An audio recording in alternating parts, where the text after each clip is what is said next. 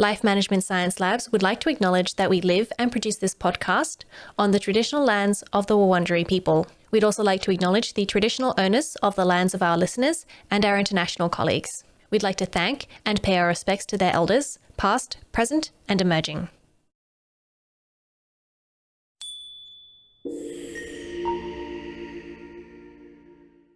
Hi everyone, and welcome to On the House, the Household Management Science Insights podcast, produced by LMSL, the Life Management Science Labs. We are champions of life management science, providing structured insights informed by science and inspired by practice on key aspects of conscious living.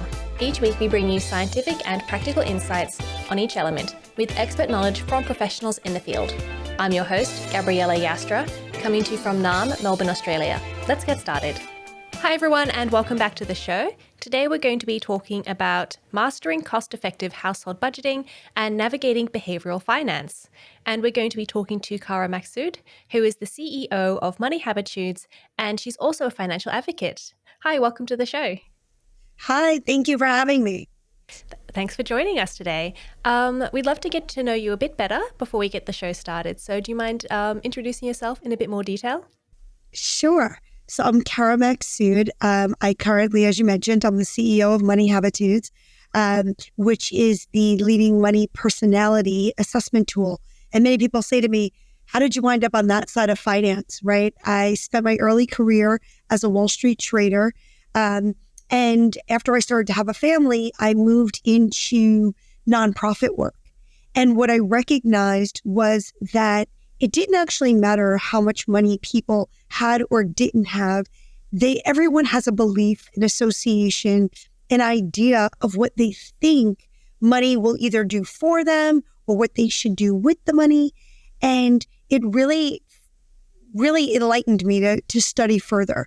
So I finished my graduate degree at Kansas State University in financial therapy/psychology, and really to understand people's behaviors, how they function with money, and really what implores them to do the things they do with money. So, to really look at now, what we do is we really just help people figure out what their relationship is with money. Interesting.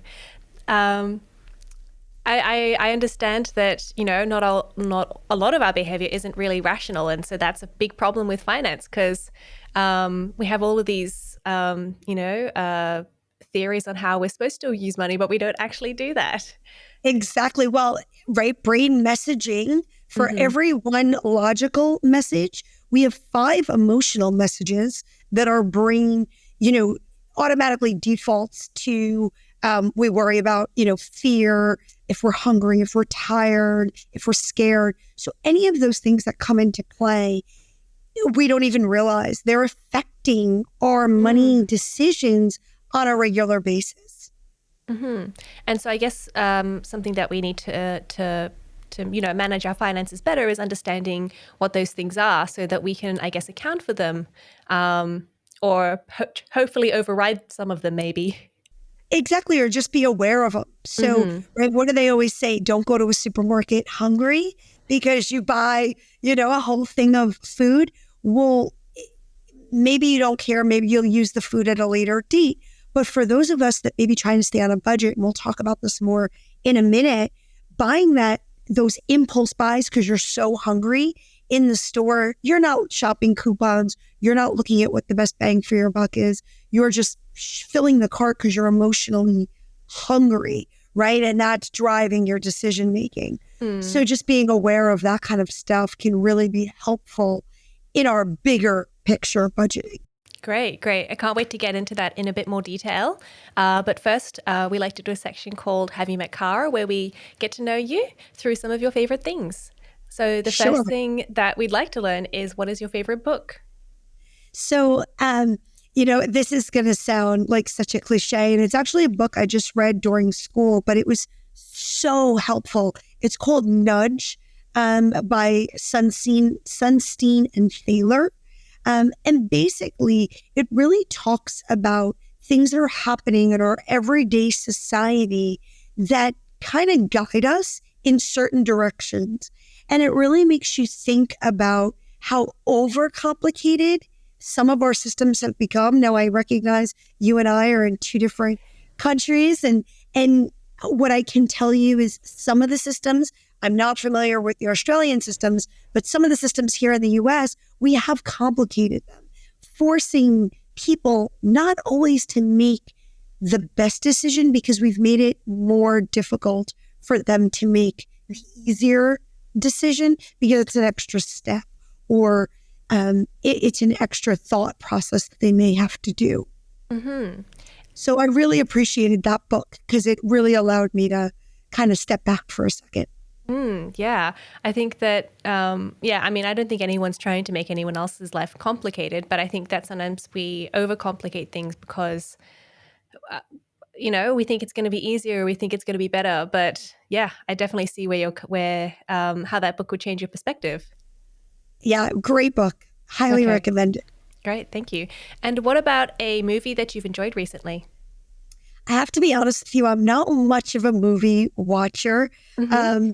I'd say the most recent, as I mentioned earlier, I have 5 kids, so do a lot of animated movie. And we just recently watched again Wreck-It Ralph. I don't know if you've seen it, but that's one of my favorites. And recently when I saw it, I really, really I love the character of Vanellope Von Sweets. And it's really because she's a go-getter, like figure it out, no frills, get it done kind of girl. And as I'm raising my kids, I just really appreciated watching it with them again because I was like, I hope they really take this, with them so they just get stuff done and they don't get caught in all the extras. So it kind of fits with my book, I guess. Yeah. I wonder if we'll see a theme with everything else. And do you listen to any podcasts? So actually, I just listened to 3 episodes of a podcast last night because I was working with one of our clients and he does a radio show, but then they record it and it becomes a podcast. He's actually in South Africa and he talks a lot about financial well-being and financial health.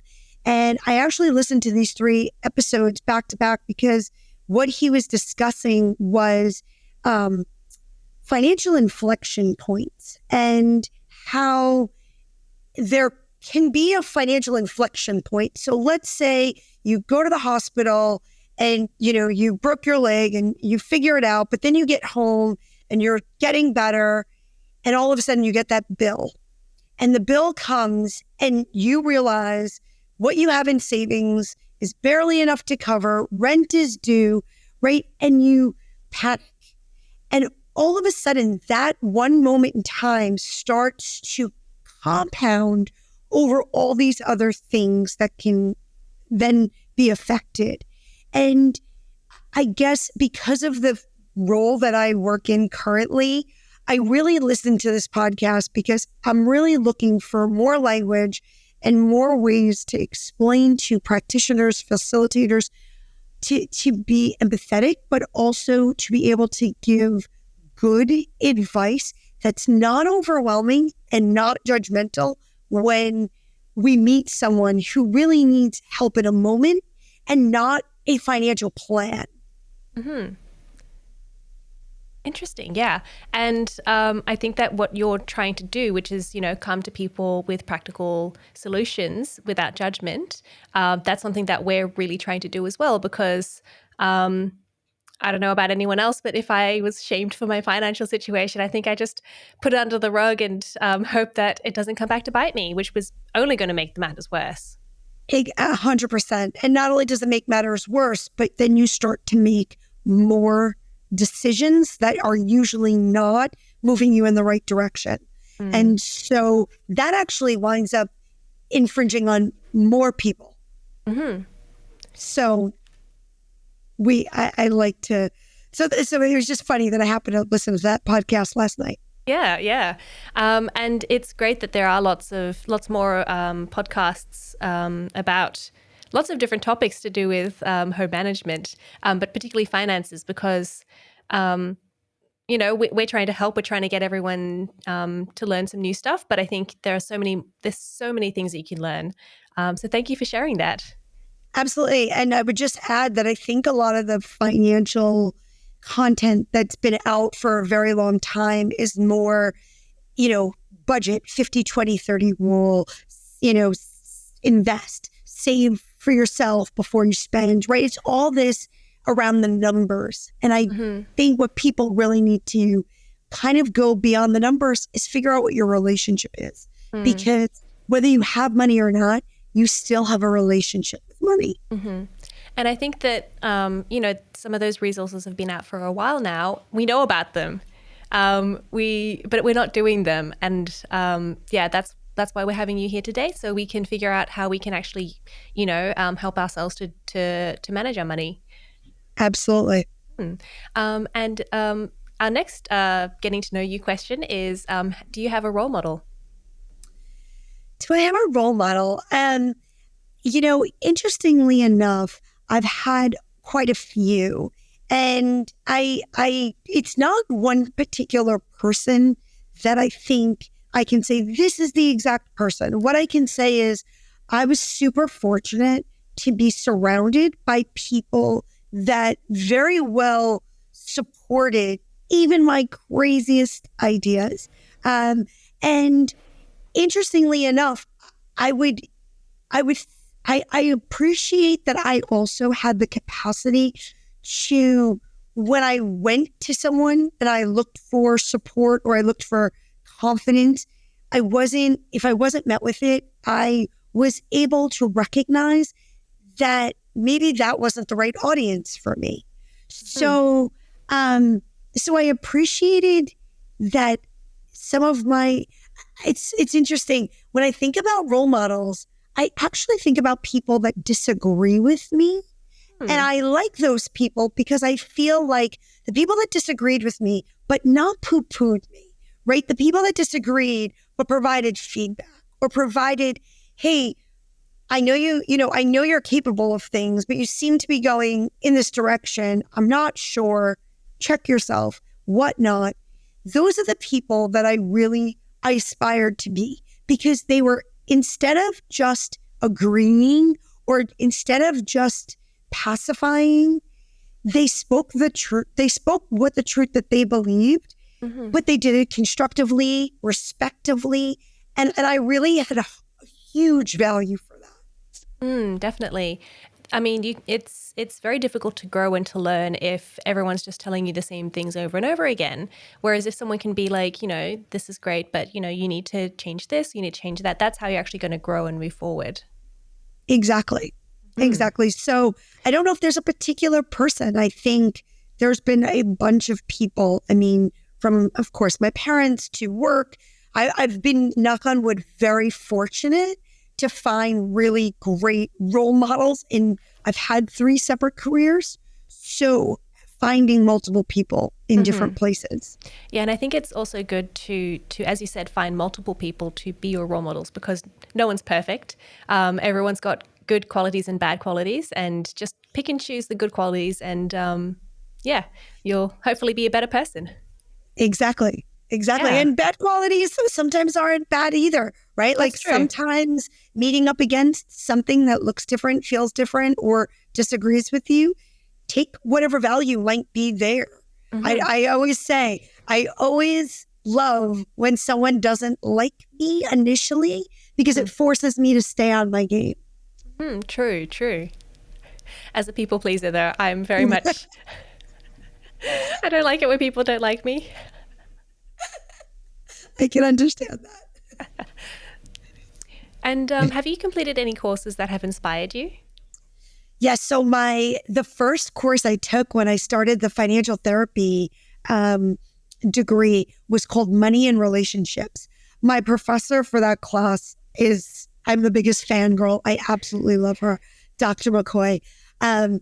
But the class was so fascinating because what we studied was family systems. And I don't know if you've spent any time studying family systems, but it really looks like the structure. It covers the structure of a family, right? How a family functions, whether it's dysfunctional or functional, but there's a system within a family. Everybody plays a role. Everybody's got, their positioning, there's boundaries, there's unspoken rules, there's all of this. And then you put money into this family. And so that class for me was so inspiring because it really set me down the path that I'm on now, of course. But beyond that, what I recognized was, right, I ask this question and I will ask your listeners. So if anybody has a story, please come knock at my door. But I always want to hear the story of the family who says, we got the money and it brought us all together. That's never the story. The story is always the money, my siblings and I fought over it, or the money my parents were fighting over it, they got divorced, or, someone passes and there's arguments about who's going to own what. Like, the money tends to drive people apart. And I'm always so fascinated by that and why that does that. Is it because is it lack of conversation? Is it lack of belief? Is it lack of there's never enough is never enough? I haven't figured it out, but I never get the story that the money's brought everybody together. I get the story that the money has driven people apart. But friendships, relationships, families, across the board. But I mean, we often hear that money doesn't buy happiness, but I feel like you do need a certain amount of money to at least be happy. So have you also seen maybe that a lack of money can also drive people apart, or it's not quite the same? I would say they're probably equal. I guess I'm coming from this perspective where there is, and I'm not talking about large sums of money, just basic money or basic, everybody's needs are being met, yet there seems to be jockeying that goes on, or there's the sibling that always forgets to bring their wallet, or there's the sibling who relies on mom and dad more and the other siblings are upset about it. Like, there always seems to be, when there's no money, and you do hear that quite often. When people say, oh, does your family fight about money? You will hear people say, well, there was none, so we don't fight about it because there isn't anything to fight about. What I would say, though, is when the money does get there, if it does get there, then there's usually because nobody's had a conversation about it, there is a disagreement about the way the money should be spent. The statistics are that when couples divorce, the two main reasons they divorce is infidelity and money. So, that's not me deciding that. That's statistics. And so are we not having conversations early enough before we get into these marriages? Have we not discussed what it means, how we're going to work hard together? It's interesting. People used to giggle because when I got married to my husband, I decided I was going to rewrite my vows. And one of the pieces of the vows, there's the traditional vows say for richer or poor. And I decided that I was poor, just was not going to work for me. And so I said for richer or richer, and I'm willing to work. And I wanted my husband to know that I don't think I'm above any job. So before we were going to be poor, if that meant I had to do 6 different jobs, from dog walking to waitressing to working in an office to packing groceries, like, it didn't matter. I would do whatever jobs needed to be done to make sure there were dollars coming in. Now, that's not going to guarantee that it's enough dollars, but I was making the statement that I was willing to work. Yeah. And I think it's important. It's important, I think, both to state upfront what your values are, and for both parties to state what your values are, and also to show that, you are willing to work for it, because, it would be terrible, I think, if you said, I want to be richer or richer, and I'm going to be stay at home, not going to do anything, going to spend all your money. And to each for people that's their thing. Again, as long as, to your point, as long as you're honest, as long as both parties know what to expect and you can agree on things, with eyes wide open, I don't have an issue with anything. Yeah. I think it's there's not enough conversation and there's not enough, real deep dive into what are your values, what's important to you, and what are you willing to do or not do to maintain. I know people who, when they do lose a job, they have themselves in a certain bracket, whether it's where they are in their career, whether it's where they are dollars and cents. And if they can't replace that, they don't want to do anything else. And for me, I've doubled as everything in my life. So for me, there's dollars are green, whether I get them working in XYZ or I get them working at ABC, they're still green dollars. They could be different dollar amounts, but there's still something coming. For me, it's an input versus output. And so as long as there's always input, then I'm comfortable with some sort of output. Definitely. So I'm just going to stop us just for a moment. You speak very loudly, which is good because it's much easier to turn you down than to turn you up. But I'm just wondering if we can just turn the volume. Okay, so how do you define household management? So if we're single household management, right, it's you managing, everything you've got going on. And when I say everything, people love to look at the word budget and put that in there's these clear categories that people like to put in budget, right? Your rent, your utilities. But when you really think holistically about budget, which is your household management, it's what you need to function. So it's an array of things, right? And so when I think of household management, to run your home smoothly, to run your life smoothly, right? We don't do that for free. So recognizing what that looks like on a whole, being honest with yourself about who you are, how you like to live.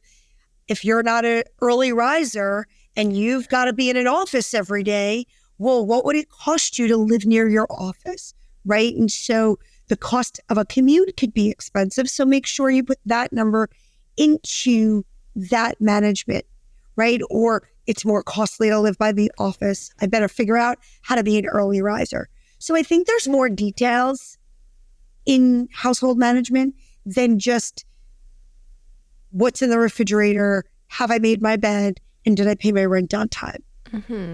Everything is interconnected and you can't really separate everything, cooking and food is part of the budget and the budget is part of your rent and also how much you earn money or how much money you earn.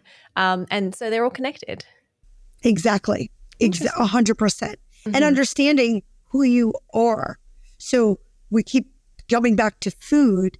If you're someone who works late and then by the time you're on your way home, you had this idea that you're going to buy groceries because you'll save money and you're going to cook, but on your way home from work, it's late, you're tired, you're hungry, cooking's not going to work. And then you wind up stopping and buying food. And now you're aggravated with yourself because you bought the groceries that are now going bad in your refrigerator and you've purchased food from takeout, right? And so you've compounded a problem. You're not running your household smoothly because now you're annoyed with yourself and you've let something go to waste. In that situation, sorry. No. So just being honest with yourself. Instead of setting expectations that are almost too hard to meet, be really honest with yourself. Hey, I get out of work late. I would really love to cook. Instead of feeling bad about it, let's not feel bad about it. Let's just acknowledge so we can work with what's in front of us. Okay, so I was going to ask, what do we do about that? And I guess you've answered my question. You be honest with yourself and you say, on, Wednesday nights, I finish work late and I'm not going to cook. I'm going to get takeaway. I think that's great advice. And I guess you Or include that in the budget. absolutely. Or let's say Tuesdays, you have an earlier day and you know you're going to cook double, right? Because then you can prepare yourself for Wednesdays, right? I think often as humans, we live in the moment because we've got a lot going on and we're this world that we live in currently, it's 24/7. We're on our phones. We've got a lot.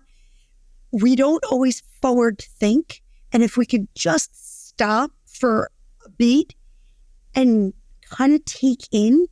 And for people that I meet with people all the time and they'll say to me, Cara, I don't know. I say, okay, then let's give yourselves 2 weeks. And just for 2 weeks, I just need you to journal, to tell me what it is. And then when you come back to me, you don't have to know. The journal will know. So we're going to give you total forgiveness. We're going to let you go through 2 weeks. Whatever happens, let it happen. Just write it down. So then going forward, now we can do a look back and decide or have the formula of what really happens. So we've spoken a little bit about this already, but I do like to get some definitions down so that we know where we're starting from. So what is budgeting in its barest essentials? Budgeting is really, I have a client who always says budgeting is having enough money for the month before the month runs out, right? And so I find that cute and funny. But budgeting is really, in my definition of it, it's being aware of what the expenses are and knowing how you're going to manage those expenses. I think it's aggressive to say that you have enough and you're never going to spend what you've got. That would be a great budget. A good budget is we have money left over at the end. I think more realistically, that's not always what's happening. So my definition of budget is as long as you're aware and you're preparing for it. So if you are using a credit card to kind of get through, you have a game plan of how you're going to pay some things off. If you are going to look at an apartment and it's $1,000 a month, you've actually looked at your paycheck and you figure out what your take home is. And you know that doesn't exceed so much that you're upside down before you've even paid for utilities. I'm not a big believer in strict budgeting in terms of it's got to be in this 50, 20, 30 or, 90% this and 10% that. That's not, I think once you start putting those kind of constraints, we often feel, it's like the word diet. The minute you tell me we're taking away everything I enjoy, I'm game over. So I think budget on a bigger, broader scale is really just being able to understand how you're going to balance the money. Mm-hmm. So I've never really thought about budgeting, or I have thought about budgeting, and then I was like, I don't really want to do that.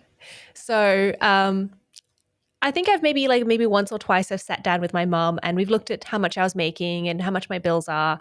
And in my mind, that was what budgeting was. But to be frank, I don't really do that in my actual life. I get money every month from my work.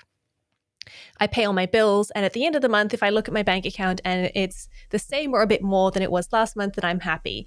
Is that sufficient, or should I be thinking about it a bit more?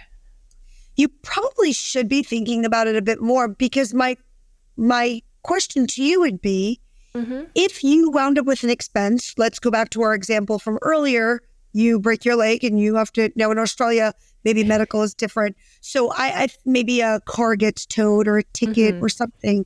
Are you prepared if there was an emergency expense or an unexpected expense? Would that deplete what's left over at the end of the month? And if it would, depending on what the expense could be, how would you manage the following month? I mean, for me personally, I have enough saved up that my car was stolen recently. I could probably buy a new car without, I would not like it, but I would have enough money left over that I wouldn't worry about the rest of my expenses. Okay. So you're not just budgeting in your everyday life, but you've managed then to save as well, which is Yeah. part of that budget. So when you originally said it, right, you were like, I get this from work, I pay my bills. This piece that you've now managed to save, that was part of your budget. Okay.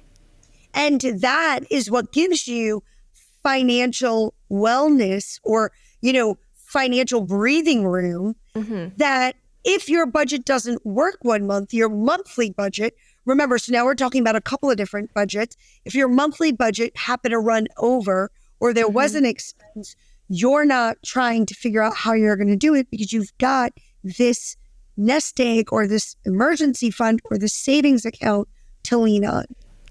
So that is part of budgeting. That is definitely part of budgeting. Okay, so I'm not doing too bad then. No, you're doing excellent. And I think, look, I think when people think about budgeting, they think about getting the spreadsheet and being real meticulous.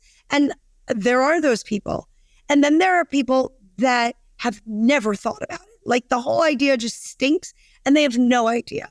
And they don't know what they make. They don't know what they're paying in taxes. They don't know they've never added up all their expenses. They don't have a ballpark figure of what all these things cost. They just kind of live on a whim and a prayer. And so what you've done is a more broad stroke budget.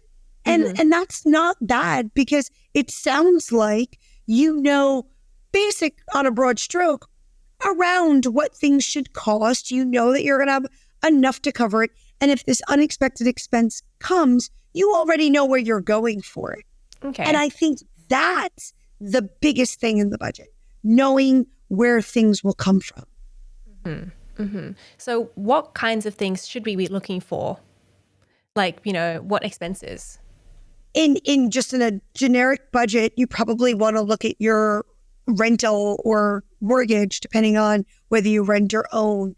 Utilities. Now, just go back for 1 second. Renting and owning are two very different animals, right? Because when you rent, it's somebody else owns that property and they've made a commitment to you that they're going to keep the water running and they're going to keep the roof safe and they're going to keep, the property well maintained. When you own, now those are your responsibilities. So again, two different budget numbers. You need the everyday monthly number, but then depending on which scenario you're in, right, you may need some extra money or budget some money putting away that if there's roof damage and you own the home, you can fix that. Then you want to look at stuff like utilities, if it's not included in rent, if you own taxes, if you own I don't know in Australia, but in the US, when you own a home, you pay taxes for the property. Rental, it's included in your rent. Things like food, commuting, some people care about different clothes for work. So if you're that person, again, your budget should be pertaining to you as a person. So yes, there's generic, headings that we have, but then if you're a religious person, again, in our community, we have people that are called tithers. Do you have that in Australia? I don't know anyone who does that, but as far as I understand, it's people who give like 10% of their money to church or the religious organization. Right. Exactly. So if you're a tither and you've been brought up in that culture and that is something that is, that's what you do, that needs to be in your budget because you need to make sure that whatever work you're going to, whatever job you're accepting, you can afford to do everything that you're committing to. Okay. So where should you start? Should you start by getting your expenses and then aiming for a job, a certain career? Or should you, look at what you're making and then, change your lifestyle to suit that? Well, I would highly recommend looking at jobs first. right? Because we know what we like. On a regular basis, any given day, you can sit down and you can say, it was hot outside. I liked to be in the air condition. I walked to work today and I like living in this neighborhood because I can walk to work. This is what the cost of these homes or apartments are. I enjoy going to Starbucks to grab a cup of coffee. I know it's this much money. So those are very known expenses. But if you have all these known expenses, but then you're like, oh, I really would love to be a crocheter who makes one beautiful tank top a year. How much can we sell that one tank top for a year? And I know I'm being silly, but if this is what you enjoy to make this one beautiful piece of art, and I'm not knocking art, but if the highest dollar value you could ever sell that piece of crocheted tank top for does not match the air conditioner and the Starbucks and the apartment that you want to live in, we may need to look at a different job. Okay. And so people will often say to me, oh, but this is my dream. And I say, I'm not here to be a dream crusher. But I don't know anybody who tells me it's their dream to always, always, always feel like they never have enough money. Yeah.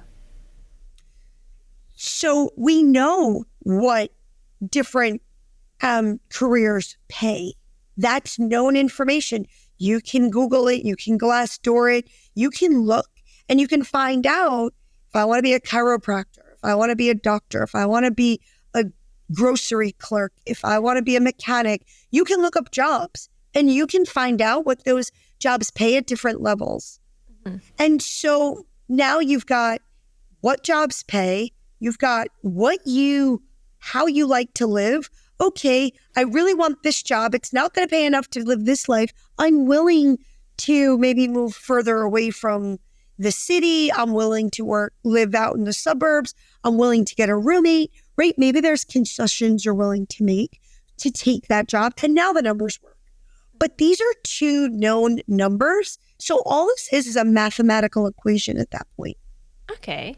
But what about, in between, say you want to be a doctor because you earn so much money, but, before you become a doctor, you've got to study for, 6-10 years. You've got to live during that time. So how do you make that work? How do you get your Starbucks? How do you pay your air conditioning bills before you've got the job? So, that is definitely something that, again, needs that plan. So remember before when we talked about kind of understanding what's coming ahead. So if you are choosing to, let's say, do a career that needs, 6, 8, 10 years of schooling, where is your support system? Are you taking out those loans to then manage yourself and you're looking at a payout? But again, don't do it blindly. Understand what the payout's going to look like on year 1, year 2, year 3, when you're finally in the career, and look back at the numbers. Are you going to be able to pay off this loan? If you're fortunate enough to have family members or someone who says, I will subsidize for you, and that's great. And I love those stories, except I implore people, ask the question, will there be any sort of clawback, or are you going to make me feel guilty if it takes me an extra year at school? Or what if I don't succeed? I decide, just understand, because people agree to help you, but then oftentimes there's a saying that says whoever's paying the bills makes the rules. And so when someone else starts footing the bills, they often feel like they have something to say. So when you go into those situations, really just have a plan. So I don't deter anyone, but again, if you've worked out the numbers, if you've worked out what it's going to look like, and you've got a payback going on, again, you can't do it for free. So if you're choosing to work that part-time job, if you're choosing to support yourself on loans, you can look at all the different options. But you would need one because life's not free.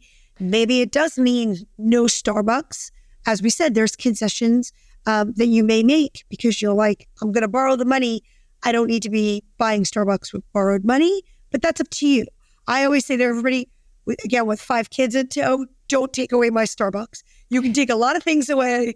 Don't take away my Starbucks. I consider coffee to be a necessity in life. Me too. So that's, so you're saying that, you need to know what you need to do. You need to know what your expenses are. You need to know what, loans, payments you're going to be making, and you need to know what you will be making in the future. But it seems like a lot of different things to juggle, a lot of different, plans. It seems a bit overwhelming. So like, how do you start, and how do you get your head around everything? Small. You start really small, right? Mm-hmm. It is overwhelming. And again, remember that what we talked about earlier with that emotional side of the brain, the want, the envisioning yourself as being this doctor or envisioning yourself as a lawyer or whatever it is as your profession.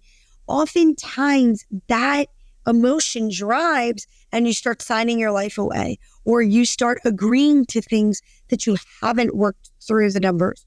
So I tell everybody, start small and start with a task you like. Because if you start with something you like, it usually is a little bit easier than starting with the dreaded task. So if looking at loans isn't exciting to you because you're gonna have a stomach ache, well, let's look at the jobs that you're going for. So let's start with, I want to be an eye doctor. There are statistics out there. Why don't we do some basic Google searches on how many eye doctors, are needed in my region of the world, how many people get served, and what is the average pay, right? Those are all small things. Google's going to send you down 96 different paths. Some of the information might not even be perfect, but at least it'll start to, pique your interest. Mm-hmm. And you will start to read one thing, and anything where you educate yourself or any big thing you tackle, it's cumulative. So once you know something, you don't ever unknow it. And so every little small thing it accumulates. And then you know a lot. And then when you start to put those pieces together very logically, without emotion, without this big, Sharpay, I arrived plan, you do it small and incrementally, then you've kind of done the fine tooth combing yourself. And so that's going to help you when something goes wrong, because then you don't fall all the way back to square one. You go back one step instead of back to the start. Okay. I hope that makes some sense. In the way, right? So we're going to tackle this, what I want to do with my life and how much it costs me to run my life. Again, start small, start with one thing. I love living in this apartment. I never want to give up this apartment. What does it cost to live here? I have a roommate right now, so it costs me 50%, but I know in a year, he or she is going to leave, and I would like to stay here. Mm-hmm. What do I need? You know what I mean? Again, start small. Mm-hmm. So it makes sense. So, if, rent goes up every year, and so you can say, well, I know that this is how much I spend and this is how much rent is, and I know this is how much I'm making. And then you can, because you already know all of the information, you can say, well, because my rent went up by this much, I can, work an extra hour at work every week, or I can give up this one thing that I don't care about as much as my apartment. That's the kind of thing that you're saying. But what happens though? So in Australia at the moment, we're having this rental crisis where rent's going up by a lot of money. Some places $100, $150 extra per week. And I think the thing is that 3 years ago during COVID, no one expected that because rent was going down actually. So how do you plan for those types of, quite unexpected things that are really very far out of your control? Yeah, I think it. So, again, where we've got that budget money, where we're making that cushion or savings, or right? So at least you can buy yourself some time, right? So if your rent, you weren't expecting it to go up, all of a sudden you get served a notice and it's going to go up. But again, you should be aware of this. Like you should, again, constantly be, just aware of your surroundings, listening to news, listening to neighbors, just so you're prepared for these things so you can start figuring out what the game plan may need to be. But if that really is making you feel like this is uncontrollable, like I can stomach this one increase, but if this happens again, if this it's going to constantly price me out, then we're back to the drawing board of what does feel like something we can control, which is often the reason why people like to home buy, because then they own it. Nobody can tell them it's going up or down. Now, home buying prices are also expensive, right? So how do you do that? People say to me, how would I save for a home if I'm paying rent and I'm barely able to afford? So again, nothing comes without decisions and opportunities. And sometimes you have to give up. I think we like to all think we can have everything we want, when we want it, how we want it. And if life was like that, you and I wouldn't be on this podcast, right? But the word budget wouldn't even be a thing. But the truth is, sometimes we have to take a step back to then go 2 steps forward. And so if that means, hey, next year or the next 2 or 3 years, I'm going to go find roommates and I'm going to live so I can cut my expenses, so I can save money to be able to go buy something of my own. Or I'm going to move further away from the more expensive neighborhood because I need to save some money so I can then be able to do more in the future, right? And those are concessions. Sometimes it means having to go find that second job. Sometimes it means going into a different profession, right? And so I've had people come to me and say, for instance, a dental assistant makes X amount of money. They do pretty good. But if you go back to dental school and become the dentist, you're going to have to put that time and energy and money into school. And oftentimes it's exhausting. So you may not be able to work, but the dollars that you're going to make after, and I don't know about in Australia, but here dentists are in such high demand that there's job openings. You're not coming out and there's nobody that's going to hire you. So again, you may have to take a step back, which, you're going to leave the workforce, go back to school, spend money that you may not have. You may have to do on borrowed time with this thought of making more at a later date. But again, as long as the plan is in place, this is how I'm going to pay it back. This is what I know I can go make. And you didn't emotionally make it up in your head. You've done the research.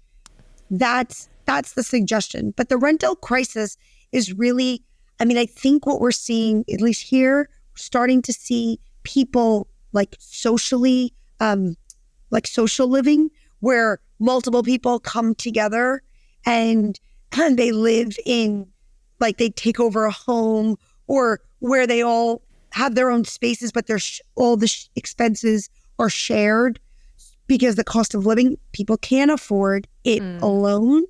And people are partnering, at least here in the US, as they were back 20, 30, 50 years ago. So remember, partnering, as much as people have whatever they want to say about it, you do have 2 people then that are contributing to one household. When you go at it alone, it is exponentially more expensive. Yeah. If you've got one person in the room and it's being heated, that's one person paying the heating bill. If you've got 2 people in the room and it's being heated, you've got 2 people who can pay that bill. Exactly. And I guess you've also got that extra security as well, because you've both presumably got jobs. Yes. Yes, you've both got jobs. And hopefully you are in a situation where, again, if the communication is good and right, you're I don't want to say hedging yourself, but God forbid one of you, right? You've got this person that you can at least rely on so it doesn't all fall apart. Yeah. I know that we've spoken a little bit before about what behavioral finance is, but do you mind explaining a little bit more about what it is? Absolutely. So behavioral finance is really our behaviors or habits or attitudes or beliefs around money.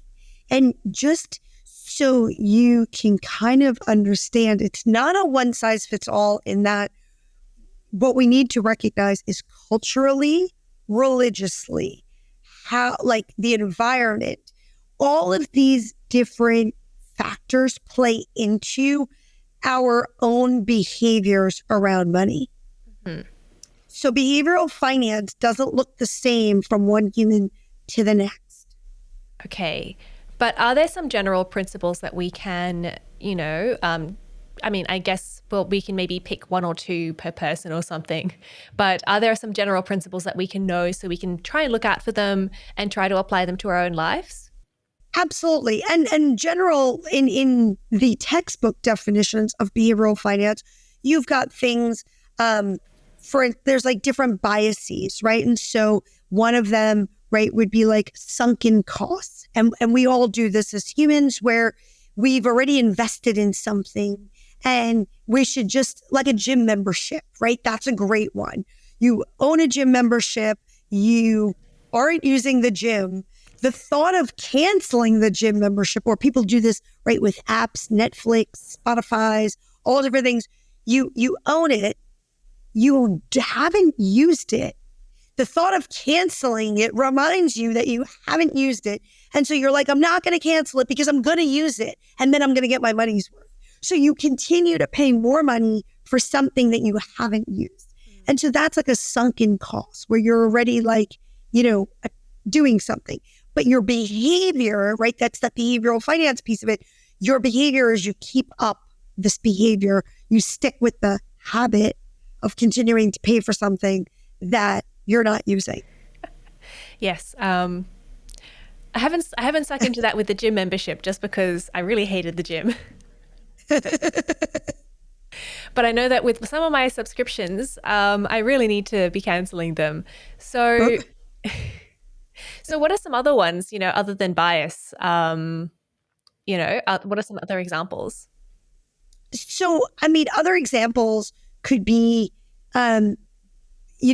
just behaviors in expectations.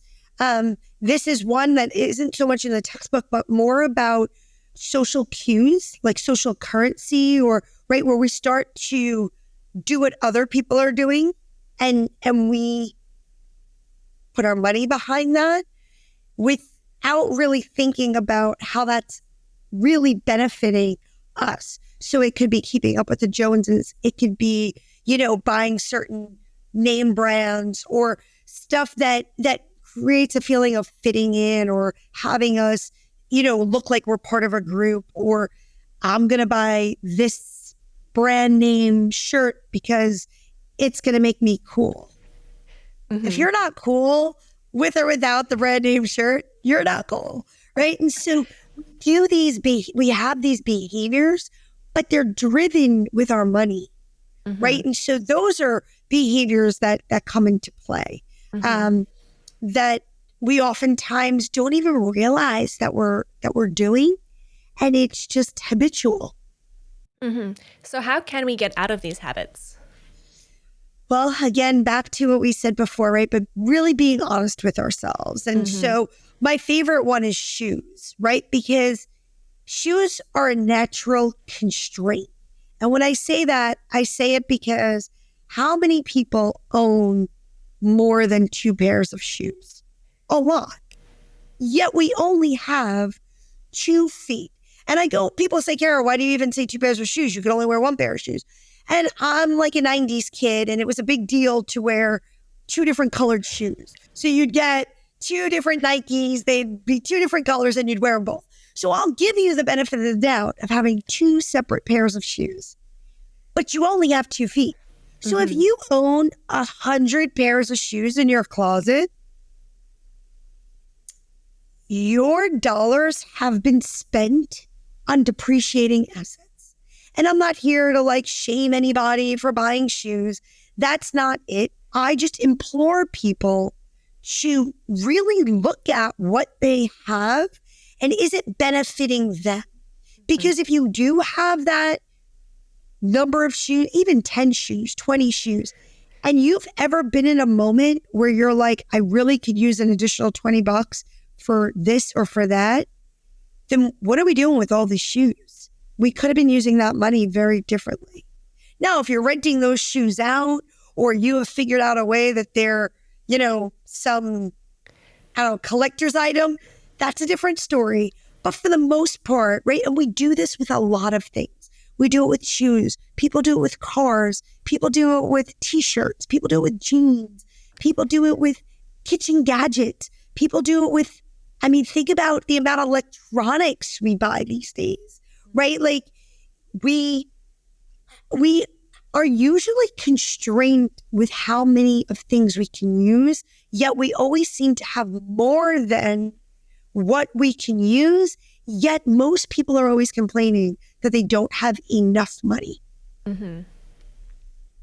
I can see that with my books. I have a lot of books.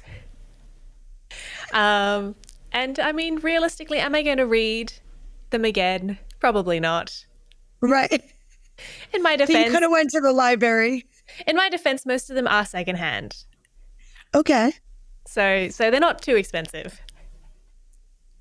And again, I'm not here to take away anybody's enjoyment of something they love or something they enjoy, but it's the overindulgences. Again, the society we live in with stuff like social media where we're constantly scrolling and we're constantly being given cues to buy things, right? That's behavioral, right? That shop now, shop now, shop now. If you're someone that recognizes you can't help yourself, you click, click, click, click, click. Disable the click button on your phone or put some screen time, or you need to protect yourself because nobody else will. Mm-hmm. And when I mean protect yourself, I mean protect your money, protect your assets, protect your ability to generate and grow wealth, because the marketers, the people that are trying to sell us stuff, they're not in the business of benefiting your pocket. They're in the business of benefiting their pocket. Mm. I did read somewhere, or I think someone said to me, it's so easy now to buy things on your phone. So if you just don't put your card details in your phone, so you have to get up, go to your bag, get your wallet to put in the card number to buy something, it's going to dissuade you from buying a lot of things. Of course. And it'll be, those natural deterrents. Like if we can make those small deterrents, it actually can be a huge, huge win, because remember, back to our original chat about those emotions, those buys are impulse, right? You didn't know you needed a new, overnight bag. You have 3 others in your closet. But when they show you this one on Instagram that comes in 19 colors and it folds down to this cute little pouch and then it can open and it's got 19 pockets, all of a sudden you envision yourself walking through your next vacation with this bag. You don't even have a next vacation booked, right? But all of a sudden, you're in the moment and you're buying the bag. Yeah. Yeah. And the odds of you returning that bag are slim to none. Mm-hmm. Mm-hmm. Because what that in behavioral finance, what that is then is endowment bias, because now you own something. And so what do we know about endowment is once it's mine, I feel differently about it than before it was mine. And so when you go to return something, even though you may decide, I don't need this, I don't want it, this thought of returning it is like a loss, because I now have to give something up. Even though you didn't want it, you didn't need it, you don't, right? Like, but this is psychologically what's happening to us. Mm-hmm. Mm. Yes, I have a problem where I personify everything. So if I have to return something, I'm like, oh, I'm so sorry to the shoes.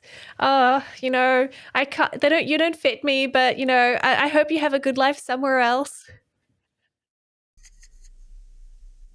As long as you get them back, to Yeah, where they had to go. You're good. exactly. Yeah, yeah. So what's a practice you do to manage your household's finances? So I'm a big mint user. Do you have mint in Australia? Like the MINT? herb? Like the herb, yeah, but it's by Intuit, which is like an accounting software. Okay, And I it's not, and Mint is a free app, and you can connect all of your banks and credit cards and whatnot. Some people like it, some people don't. Some people feel like they know too much information, Big Brother, blah blah blah. I tend to love Mint because I am very much someone. First of all, as I mentioned, I have 5 kids, so we're in constant. It could be a lot of $3 charges, but it's a lot of, right? Because there's 7 people that we're managing. So I can't sit down at the end of a month and know everything I did, or know if if something's a fraudulent charge or something didn't get returned or something like that. I really need to do it daily.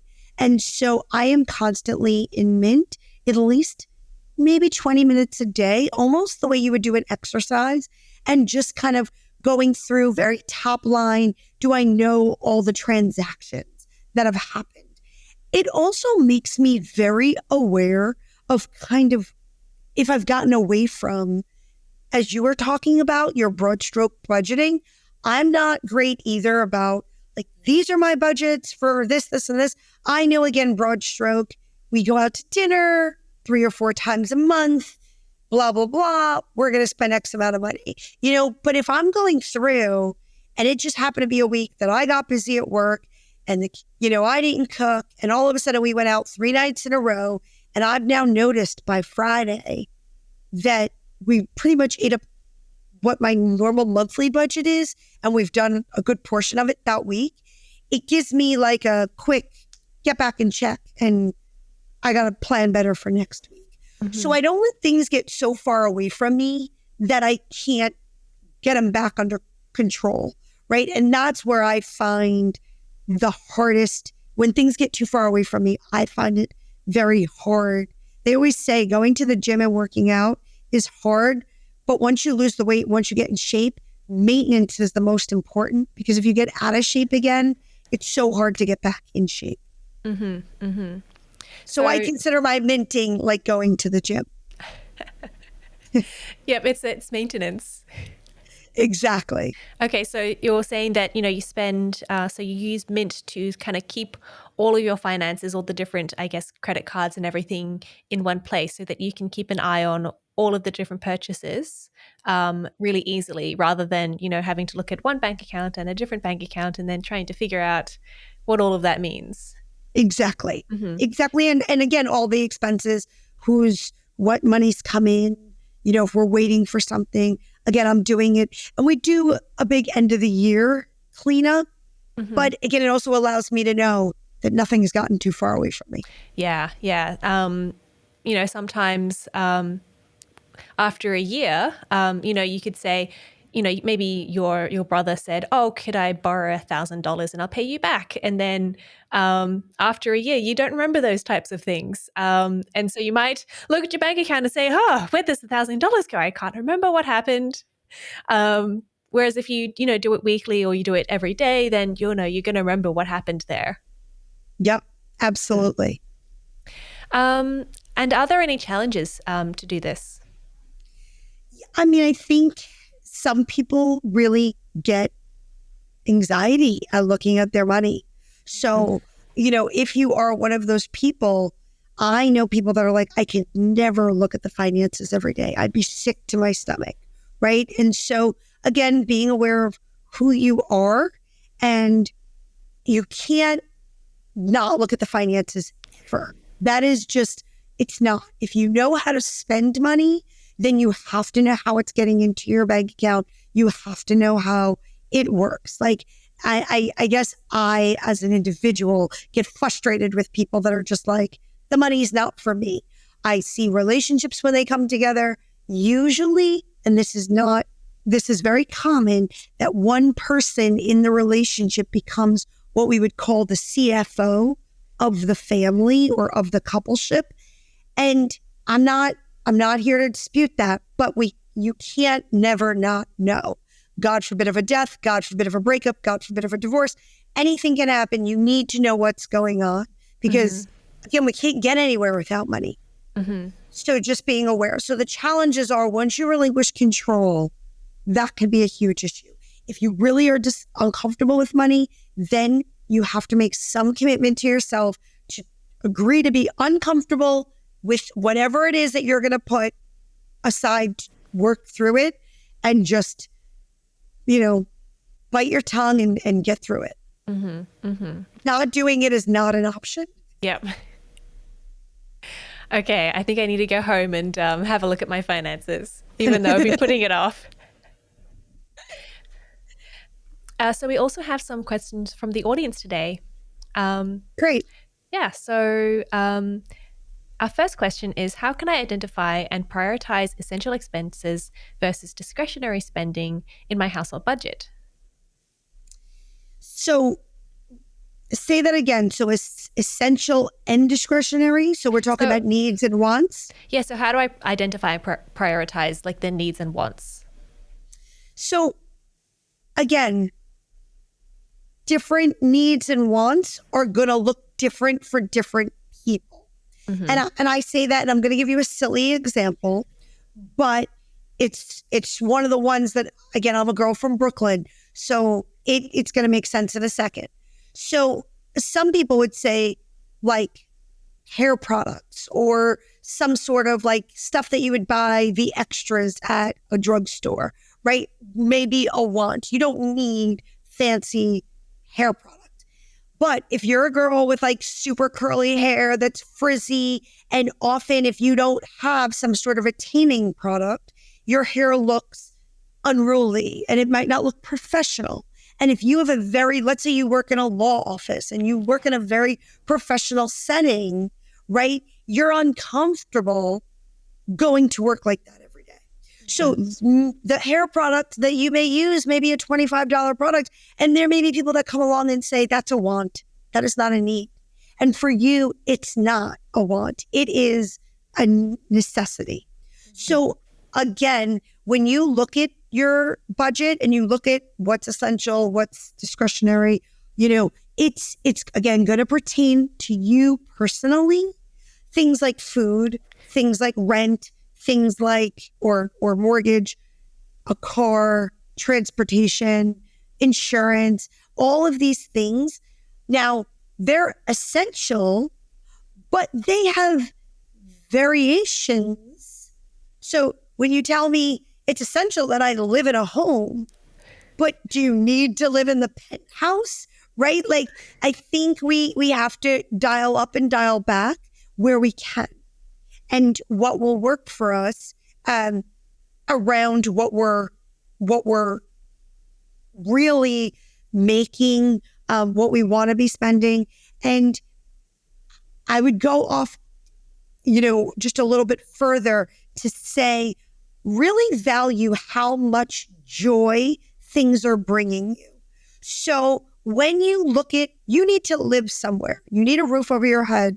You need warm water to take a shower. If you've picked an apartment because you love it so much, but it's got you working a second job to afford it, then is it really worth it? Because how much time are you spending in that apartment? And so if you can live somewhere less expensive that, yes, you might like less, but now you don't have to work a second job and you can have some of your time back, could you find something that's equally enjoyable, a park, a gym, something you really love, that now you can have both? So I would say don't get locked into any one thing being a need or a want. Yes, we have our basic needs. Basic needs are food, water, shelter, but we have many variations in those categories. So you can have a need that then has a subcategory of a want on top of it. And we need to separate those two things. Yeah.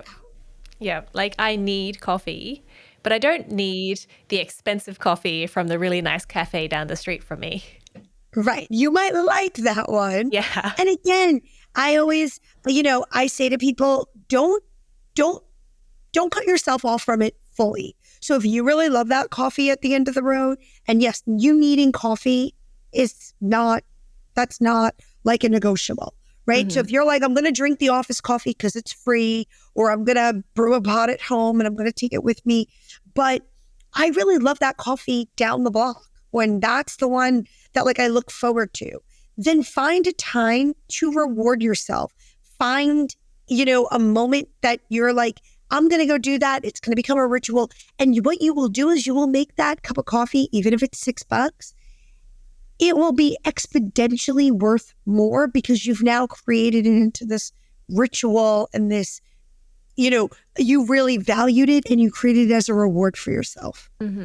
Yeah. But don't cut it out completely. Don't deprive yourself, because the minute you deprive, we actually find that we get ourselves in more financial issues. I mean, as you said before, it's a bit like a diet, I think, where you start depriving yourself, and then you really, really want something, and then you go overboard, and then you really you have too much of something. Exactly. 100%. Yeah. Or it's better just to have one of the things, and then you'd be fine. Exactly. Right. And that sort of I think fits into our second audience question, which is, do you have any practical tips for reducing recurring household expenses, such as utilities, groceries, and insurance? So utilities are hard because, it's the utility company, and I feel like they're a monopoly no matter where you go. Groceries, I have a great tip for groceries, and that is really maximizing, like, figure out what your go-tos are, figure out what you make, or figure out how much you use. I think waste is a huge one that we waste money on waste, right? So I'm not a huge fan. I'm also too big of a family, but of those like meal kits that come. But the beauty of a meal kit is you didn't have to buy. So I don't know how much you cook, but if you've ever gone and like decided you were going to make a new recipe and it has like 5 spices in it, and then you get to the grocery store and they don't sell a pinch of each spice, which is all you need. They sell you these little bottles, and each bottle is like $6. And so unless you're committing to making this recipe every week for the next year, you're not going to make it through all these spice bottles. And so now you've spent $30 on spices that who knows when you're going to use them again. And so those meal kits, the beauty of them, they come with every little thing you need, and you've got no waste. And so that I really, really try to always tell people with groceries, there's always, always, always a way to get that cost down.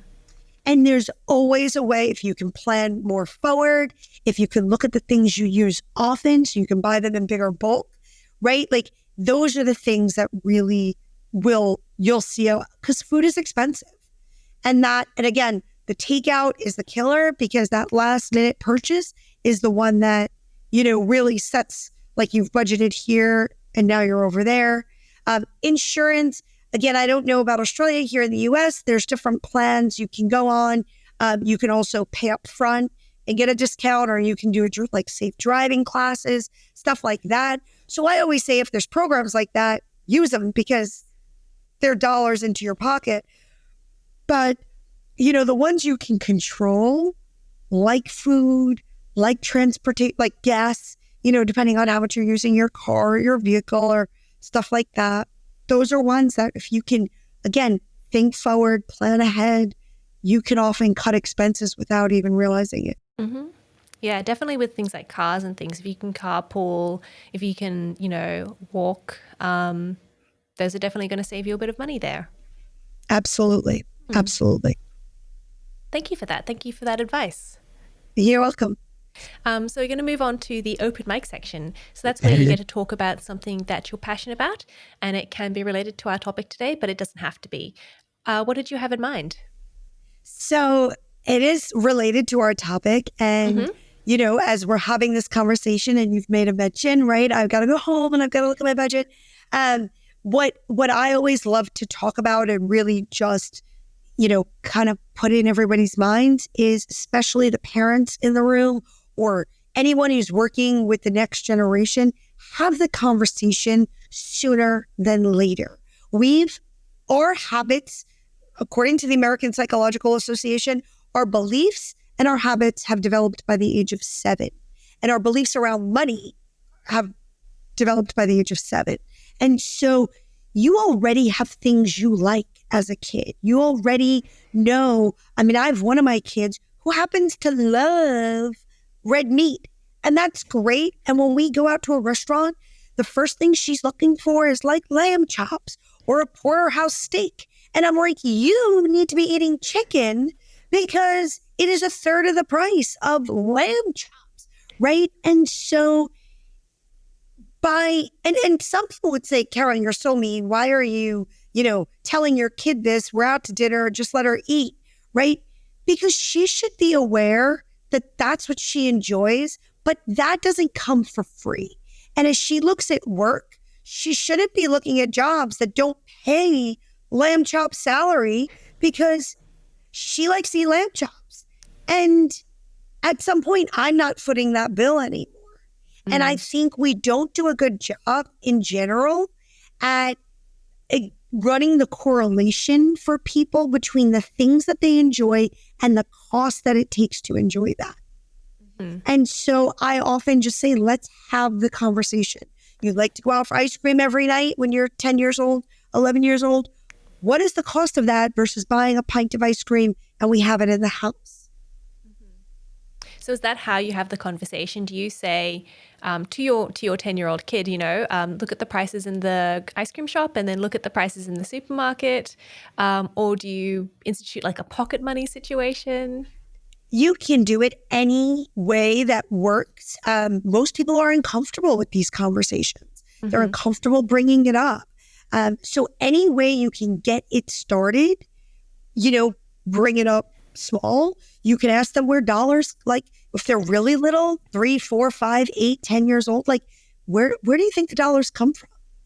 How much do you think this costs? How much do you think a lot of money is? Like you could just ask general questions and hear what they think, what the beliefs are, because that's going to start to give you an inclination of where we're meeting that child. And then again, as I said earlier, everything compounds and education is cumulative. So one conversation goes to the next one, that goes to the next one, that goes to the next one. And so understanding, right? Kids come home all the time and they're like, whoa, so-and-so's parents are rich or so-and-so is rich. And so what does rich mean? Oh, well, their mom let us eat 2 ice creams. And so they let you eat 2 ice creams, but they ate 2 ice creams in the house and they bought them at Costco, right? So we lived in Manhattan for a really, really long time in New York City. And myself and my 5 kids lived in a small, Manhattan, as you know, is very expensive. And we lived in a 1,200 square foot apartment, not very big for a family of 7. And I remember we went out to see someone in the suburbs. And with, of course, the suburbs, they had a driveway and 5-bedroom house. But it was like 2.5 hours outside the city. And my kids on the way home were like, oh my God, they are so rich. And I was like, oh, right. So kids have no idea what it costs to live in Manhattan. They have no idea what their father and I were willing to pay so we didn't have to commute to work every day, so we could be home in 6 minutes from jobs so we could be in the apartment with them. All they saw was size, right? They saw our little apartment and then they saw this tremendous home in New Jersey that they were like, those people must be rich. Now, I can tell you, because I knew the numbers, our apartment was almost 2.5 times the cost of what that home was. Wow, that's a huge difference. Huge difference. But if I had to commute from where that person lived every day to Manhattan, it would have been over 2 hours each way. And it would have been whatever, a couple of $100 in train fare or subway fare or car tolls, gas, parking. So again, the couple $100 is not going to compensate for what I paid in the apartment, but my time, that 4 hours a day that I wouldn't have saw the kids, was worth it to me to spend the money so I can be with them. Mm. And so did you tell that? Did you say that to them? Did you explain that? I did. Mm-hmm. I did. And they said, again, my kids, again, they're being raised in a very financially eccentric house. And they said, well, are their jobs like your job? Buy that house, because we can each have our own room, right? They're kids. So they're coming at it from every angle. And I said, no, well, there's jobs here in New York City, but there's not there. So again, I wouldn't be there to pick you up. I wouldn't be there when you have some play at school in the middle of the day. I can't leave work and come. And so they were like, okay. And they were like, so no scooters. Because the big thing was they really wanted these like bikes and scooters, and living in an apartment, we just didn't have the space. I actually did another podcast on this ages ago about this idea of space and Manhattan and dollars and time value of money. And, and that was really how I kept explaining it to the kids until they understood. Mm-hmm. Okay, so I guess it takes a little while for them to understand, because obviously they've got different values to what you want. They only care about scooters, whereas you care about them. Right. And it's interesting now, I think they would tell you they've come full circle, mm-hmm. and now that they're older, they can appreciate that we were there through some of those early years. But when now we live in Florida in like the boondocks. Of course, COVID changed everything because work went remote and whatnot. And they really can understand. And mm-hmm. they make such good financial decisions. I mean, they're still teenagers, but I hear them like when their friends are buying stuff, or when they're around like the book fair. Like my youngest son, who's 12, he'll always come home from the book fair, and he's like, Mom, those kids are spending money on trinkets they really don't need, and they don't understand that they're valueless trinkets. They should save the money and buy something bigger that's more valuable at the end of the school year or something. And so I'm fortunate that they've gotten the lesson. That's great. And it's great that you're raising such financially aware kids. Trying. So thank you so much for talking to me today. If our listeners want to find out more about you, where can they find you? So you can find me on LinkedIn at Cara Macksoud, or you can find me on the Money Habitudes website. That's www.moneyhabitudes.com. And I'll give you the website. And you can feel free to email me. If you click it, I see all those emails. Send me a message or a note. Great. Thank you. Yes, we'll put those links in the show notes so everyone can find them. Thank you Wonderful. so much. Thank you so much for joining me today. Absolutely. It was great. Thank you. You've been listening to On the House, produced by the Household Management Science Labs, a division of LMSL, the Life Management Science Labs. More episodes like this from across 10 life management perspectives can be found by searching LMSL on Apple Podcasts, Google Podcasts, Spotify, and YouTube, and any other podcasting apps available on your smart devices. If you enjoyed this episode, please consider rating, sharing, and subscribing to our channel, as it helps other people to find it so we can grow and continue to bring you quality resources. More of our work can be found on our website, hm.lmsl.net, where you can join our movement. I'm Gabriella Joustra. Thanks for tuning in.